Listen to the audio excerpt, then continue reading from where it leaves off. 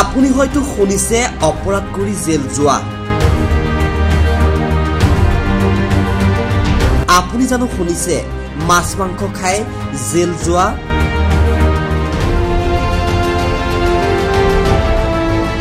এখন চহৰ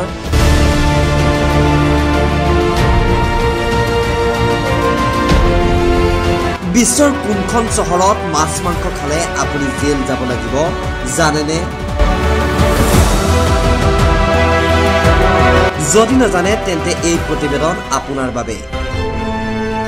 আজিকালি বহুতেই নিৰামিষতকৈ আমিষ খাদ্য খাবলৈ পছন্দ কৰে। সেই তেওঁলোকে খাদ্যৰ তালিকাত মাছ মাংস আদি অন্তৰ্ভুক্ত কৰে। বহু লোকে আমিষ খাদ্য খোৱাৰ প্ৰতিও আগ্ৰহী, কাৰণ এই খাদ্যবোৰ অধিক সুস্বাদু বুলি গণ্য কৰা হয়। বিশ্বৰ বেছিভাগ দেশতেই আমিষ খাদ্য এতিয়াও নিঃসন্দেহে মানুহৰ মাজত আটাইতকৈ জনপ্ৰিয় খাদ্যৰ ভিতৰত অন্যতম। কিন্তু আপুনি জানি আচৰিত হ'ব যে পৃথিৱীৰ একমাত্ৰ এখন চহৰ আছে য'ত মাছ মাংস খালে আপুনি জেল যাব লগা হ'ব পাৰে।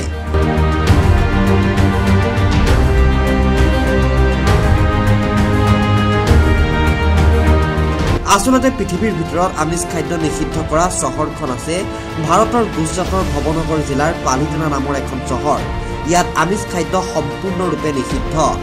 জৈন সন্যাসীৰ প্ৰতিবাদৰ পিছত 2014 চনত চহৰখনৰ 200ৰো অধিক মাংসৰ দোকান বন্ধ হৈ পৰিছিল, আৰু সেই প্ৰতিবাদৰ পৰিপ্ৰেক্ষিতত চৰকাৰে জৈন আৱেগৰ প্ৰতি সন্মান জনাই পালিতানা চহৰত মাংসৰ দোকানত সম্পূৰ্ণ নিষেধাজ্ঞা আৰোপ কৰিছিল।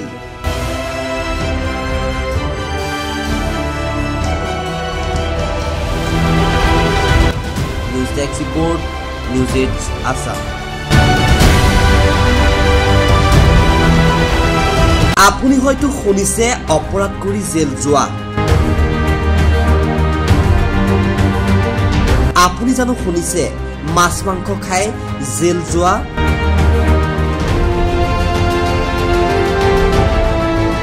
এখন চহৰ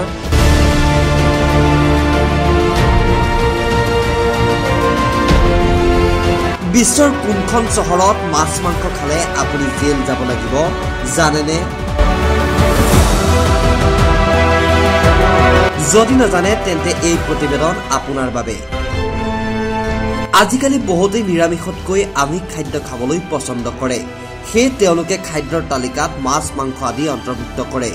বহু লোকে আমিষ খাদ্য খোৱাৰ প্ৰতিও আগ্ৰহী, কাৰণ এই খাদ্যবোৰ অধিক সুস্বাদু বুলি গণ্য কৰা হয়। বিশ্বৰ বেছিভাগ দেশতেই আমিষ খাদ্য এতিয়াও নিঃসন্দেহে মানুহৰ মাজত আটাইতকৈ জনপ্ৰিয় খাদ্যৰ ভিতৰত অন্যতম। কিন্তু আপুনি জানি আচৰিত হ'ব যে পৃথিৱীৰ একমাত্ৰ এখন চহৰ আছে য'ত মাছ মাংস খালে আপুনি জেল যাব লগা হ'ব পাৰে।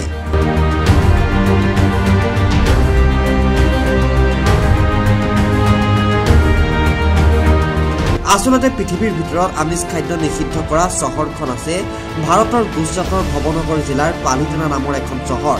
ইয়াত আমিষ খাদ্য সম্পূৰ্ণৰূপে নিষিদ্ধ। জৈন সন্যাসীৰ প্ৰতিবাদৰ পিছত 2014 চনত চহৰখনৰ 200ৰো অধিক মাংসৰ দোকান বন্ধ হৈ পৰিছিল, আৰু সেই প্ৰতিবাদৰ পৰিপ্ৰেক্ষিতত চৰকাৰে জৈন আৱেগৰ প্ৰতি সন্মান জনাই পালিতানা চহৰত মাংসৰ দোকানত সম্পূৰ্ণ নিষেধাজ্ঞা আৰোপ কৰিছিল।